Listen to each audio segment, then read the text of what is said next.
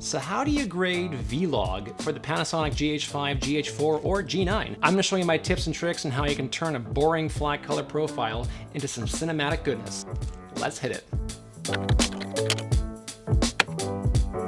So welcome back everybody. I'm going to show you how you can get cinematic results when you shoot in Vlog. I recently did a vlog on how to install the Vlog in your camera, and if you want to check it out, I'll pop a link right up top here. And now I'm going to show you essentially how to work with the Vlog setting when you work in Premiere Pro. If you shoot in Vlog, remember it is a flat color profile, non-saturated, straight out of the camera, and gives you the most dynamic range to work with in post-production. It might seem daunting at first, but don't fear. This is the kind of color profile that can get you crazy cinematic results when you're doing your cinematic editing. So let's hop into Premiere and start editing. So right off the bat, we have right here a scene that I shot with my wife last night, Angie, and our puppy Molly on the Toronto Harbor front, going for a walk and getting some twilight footage.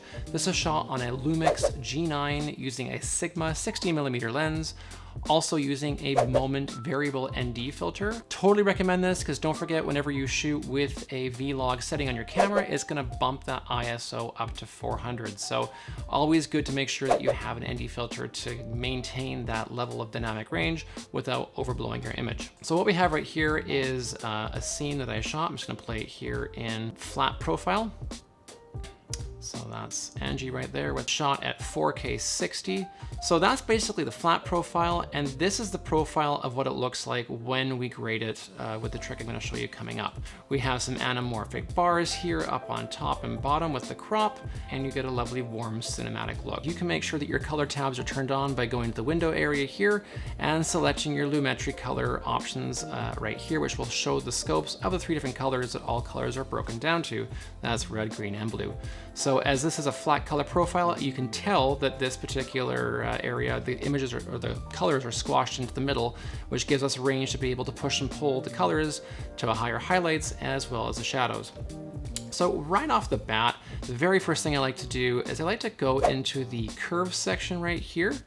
And this is the section that we're going to begin our color grading process. So we have this slider right here, which represents the blacks at the bottom here and the whites at the top here. So I like to make sure that to begin this color grading process, I drag over the blacks here to the back to push those colors down, as you can see there on the Lumetri scopes. And this gives a bit of range here. So if I bring it down to about this point here, so we're not going to have too much of these colors being pushed past 0. And then we go up to top here to the whites, and we're going to push these whites to bring the colors and stretch them across up top right about there. That looks about good. So now, as you can tell right now, all of a sudden the image has captured a bit more color. So we've come from a flat profile to a little bit of color. From there, I like to go now into the basic correction tab and just take a look at the white balance. But as you can tell, the colors are a little tiny bit off, a little more pressed towards blues. So we're just gonna change that a little tiny bit and warm it up ever so slightly. So we're gonna go about 10.8 here.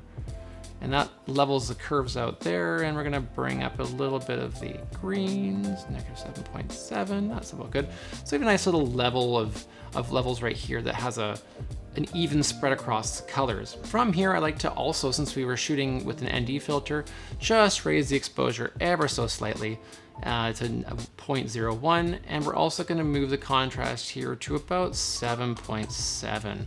Highlights, we've already done that, of course, before with the sliders, but we can even do a little bit, tiny bit right here. Let's move the highlights down just a little bit to -4.6. We're gonna bring the shadows down a little tiny bit as well, so maybe -1.5. And we're also gonna move the whites a little tiny bit up, just a little bit, and blacks down to -7.7. You don't want to go past that 0 marking, so this is kind of like where you gotta be really careful. But that looks pretty good. So as you can tell, we now have stretched our colors out. They're evenly spread across Lumetri colors. And now we're gonna head into the creative section. So this is where we kind of start to work with bringing out the colors, the vibrance, and the saturation. So since we've done this now, we're gonna head over here to the saturation level, and or vibrance level, pardon me. And we're gonna bring that across to a good warm starting place, or a bit more vibrant area. So we're gonna go over here to about 56 or so, 56.9. There we go. So now we're seeing a bit more color definition in the skin tones. We're getting some blues here. We're seeing a bit of the horizon as well as some blues in the background. We're also going to bring up the saturation now, and this is where the colors start to pop and appear. So let's bring that up to about 133 here that I have on before. Yeah, that looks pretty good. So 133.8. So now we can see that we've got some definition in the water with some blues. We've got some lovely horizon gold colors coming in here too. This was shot when the sun was setting, so don't forget you're not going to have direct sunlight, but more of the sun that was coming off of buildings, as well as sun that was kind of in the area, but not directly on our subject of Angie right here. But we're also going to sharpen this right now too. So we're going to do a bit of sharpening at 15.4 to sharpen, because I find sometimes the Lumix footage is a bit soft. I've noticed with the Sony cameras as well as Canon that it's a bit sharper. So we're going to raise that sharpening up. Color wheels and match. So here's where we also can push and pull with the midtones, the shadows, as well as the highlights. I like to take the midtones, and since this is a bit of a blue image, I like to make them a bit warmer. So we're gonna raise that warmth up a bit, which also, as you can tell, ever so slightly raises that incrementally the golden hues and a bit of the brightness of the image. We're gonna raise that to about there. That looks pretty good. Shadows, since also there's a lot of blue in the image, let's also raise that just slightly to the area here. We don't want to go too much because then it begins to look too yellow and too gold. And for highlights, we're going to bring out a bit of the blues actually in this case. We're going to move over just a bit here. Yeah, that looks nice. Right about there, I'd say. That kind of has a nice, yeah, right about that. So now we're starting to look at an image that's giving us a nice color definition overall. We're getting a bit of a cinematic look to our subject here. Blues not blown out. The horizons looking a bit golden hued. We have some colors that are popping in the backgrounds. We have nice skin tones. Molly's whites on her fur are also being maintained, and the definition of the hair is also maintained too. So next, we're going to go back into our curves function here, and we're going to go over to the blue RGB curves here on the HDR range, and we're going to do a very slight S curve. So we're going to make 3 points here, 1, 2, and 3. And we're going to bring up that first blues here on the bottom shadow part a bit. So now we're just raising that slightly. You can tell that we're getting a bit more warmth, and as well as a bit more blue color saturation here. When you go up top here, it's blue. When you go down here, a bit more of the golden hues on the slider. So we're gonna bring down the middle slider to compensate, which gives us a bit more golden feature here too. And we're gonna bring up the highlights here just a little bit blue right here. And as you can tell in our left shadows there, or our left lumetri scopes, we still have nice even spread across when it comes to the colors. There's nothing being too squashed or overblown. And that's kind of a look you want to go for. You want to go for a cinematic look that has soft colors but yet maintains that vibrant portrayal of your subject. Now, quick disclaimer, of course, any videography or any color grading is all up to the artist as well as the editor.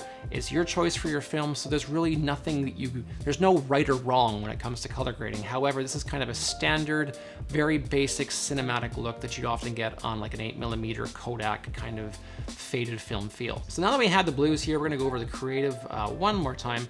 And I love to work with faded film. Faded film gives it that, you know, cinematic camera feel to it.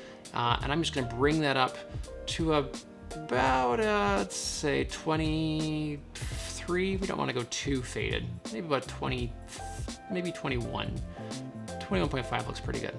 So that kind of gives it that nice soft look to it.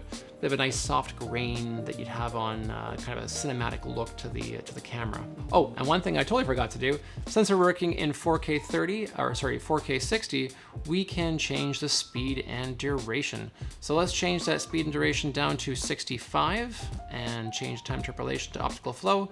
Since it is 4K 60, we can utilize that slow motion effect that you can get with this lower or higher frame rate. Slow that down. And I'm gonna play this back at 1/8 for playback resolution, just because my computer can't really handle full to get a very smooth definition, because it is a MacBook Pro 15. Unfortunately, it's not a high-end desktop computer. But let's take a look at this and see how this looks when we play it back at 1/8. So that's pretty good. That looks really nice. We have a nice definition to our subject. We've got a beautiful hue to the color, and we've got a nice cinematic look. And one more thing you can also do with your footage is that you can bring in a quick version of anamorphic bars here by doing something really quick of bringing in the crop, which is a top crop and a bottom crop. So if I bring this over, drop this on top here from the crop in the effects area, and then we go over to our footage here, we can add a slight anamorphic bars, top of 5% and bottom of 5. Also make sure this doesn't cut off your subject. You can see Molly is a bit cut off right here, but if you're doing proper editing, you can maintain that proper subject in the middle of these two anamorphic bars. Generally, they're about 5% to 8%. I find that works really well for the top crop. You can also put a ping file over top of your footage too, or you can also shoot in anamorphic style as well to maintain that level of the anamorphic bars up and top and the bottom. So there's a whole host of things you can do, but for now, we're going to do a really quick crop to show you those two bars. Let's go back from the beginning and let's take a look. And that's pretty good. That's a really good starting base for being able to capture a cinematic look from a very flat color profile in Vlog. So let's take a look at the difference here. If we turn the colors on and off, that's off. And with our quick color editing, that's the result. So I hope this is definitely something you can utilize to capture a golden hue Vlog quick color grade in Premiere Pro. Now, of course, this color science also applies to working in other software like DaVinci Resolve or also in Final Cut. And stay tuned in the future because I'm also going to be making a video on how to export your LUTs or lookup table when you're going to be doing your color grading process in the future. Exporting LUTs is awesome for being able to share them amongst colleagues, maximize your workflow, also being able to sell them if you have an online store. Hugely helpful episode, and that's coming your way soon. Drop a line below, let us know your tips and tricks and how you color grade flat color profiles, and stay tuned for more episodes on all things video and tech related on how to get you the shot you want on the budget that you got.